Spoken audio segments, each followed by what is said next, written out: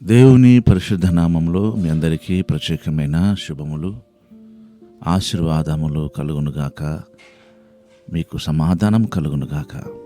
దేవుడు మనల్ని ప్రేమించి మనకిచ్చిన ఈ నూతన సంవత్సరంలో 31 రోజులు గడిచిపోయాయి. ఈరోజు ఫిబ్రవరి 1. గత మాసం అంతా కూడా ఒక్క దినములా గడిచిపోయింది.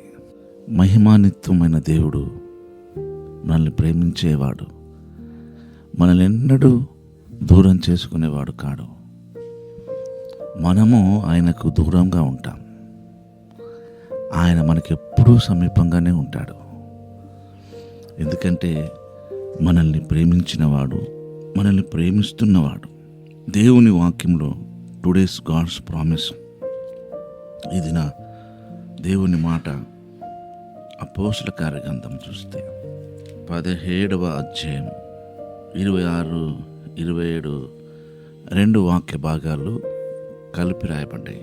మరియు యావత్ భూమి మీద కాపురముండుటకు ఆయన ఒక్కని నుండి ప్రతి జాతి మనుషులను సృష్టించి, వారు ఒకవేళ దేవునిని తడవులాడి కనుగొందురేమో అని తన్ను వెదుకు నిమిత్తం నిర్ణయకాలము వారి నివాస స్థలం యొక్క పొలిమేర్లను ఏర్పరచెను. ఆయన మనలో ఎవనికిని దూరంగా ఉండువాడు కాడు. ఆ మాట గమనించండి. మనలో ఎవనికిని ఆయన దూరంగా ఉండువాడు కాడు. ఆయన దేవుడు మనల్ని సృజించాడు, మనల్ని ఏర్పరచుకున్నాడు, మనల్ని ఆయన పోలికలో, ఆయన స్వరూపంలో చేశాడు. మన ఎడల ఆయనకు ఒక ప్లాన్, ఒక ఉద్దేశం ఉంది. మన ఆలోచనల ద్వారా, మన ఊహ ద్వారా ఆయనను మనం చేరలేం, ఆయనను మనం కనుగొనలేము, ఆయనను మనము అర్థం చేసుకోలేము. మనకు ఆయన అర్థమైతే తప్ప మనకు అర్థం కాదు. ఆయన మనతో మాట్లాడితే తప్ప మనం ఆయన మాటలు వినలేము. ఆయన మనకు కనబడితే తప్ప మనం ఆయనను చూడలేము. ఆయన ఏదైనా మనకు చూపిస్తే, అంటే దర్శనం ఇస్తే తప్ప ఆ దర్శనాన్ని చూడలేము. కనుక మనం ఎంత గొప్ప భాగ్యవంతులం, ఎంత గొప్ప ధన్యత.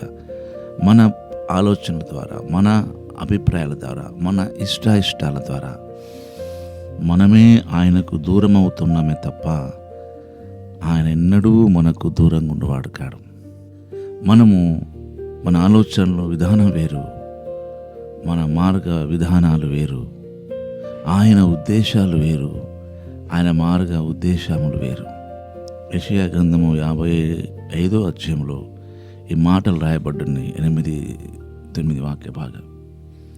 కనుక ప్రియమైన దైవజనంగమా, ఈ 1 తారీఖు నుండి ఈ ఫిబ్రవరి మాసం అంతట్లు కూడా మనల్ని మనం దేవునికి అప్పగించుకుందాం.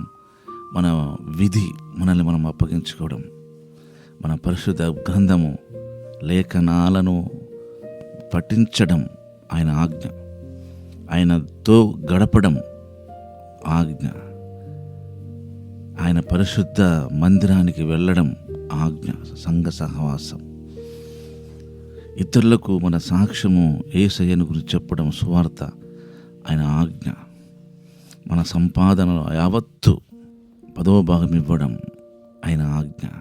కనుక ఇలాంటి ఆజ్ఞలను మనం పాటించుటకు మళ్ళీ మనం ప్రతిరోజు ఆయనకు సమర్పించుకుందాం.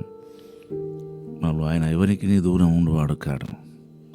ఒకవేళ నువ్వు ఏ విషయంలో అయినా దూరంగా ఉన్నట్టు అనిపిస్తుందేమో ఆలోచన చేసి తిరిగి ఆయనతో సమాధానపడండి. దేవుడు మనల్ని దీవించునుగాక. పరిశుద్ధుడు అయిన తండ్రి, ప్రేమ కలిగిన దేవా, మీకు వందనాలు. ఇది నా వాగ్దానంకై స్తుతి చెల్లిస్తూ యేసు నామములోనే ప్రార్థిస్తున్నాము తండ్రి. ఆమేన్.